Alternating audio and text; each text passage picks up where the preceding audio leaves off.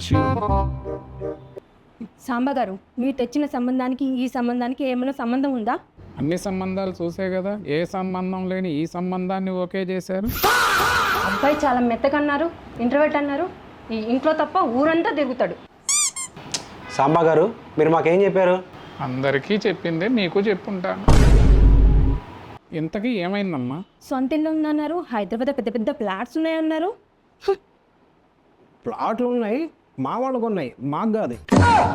అది కాదండి, మీరేం చెప్పారు? అమ్మాయి పద్ధతి అయింది, 4ంటికి లేచి 5ంటికల్లా పని చేసి 6ంటికి ఇంట్లో వాళ్ళని లేపిద్దన్నారు. తీరా చూస్తే 4ంటికి నిద్రపోతుంది.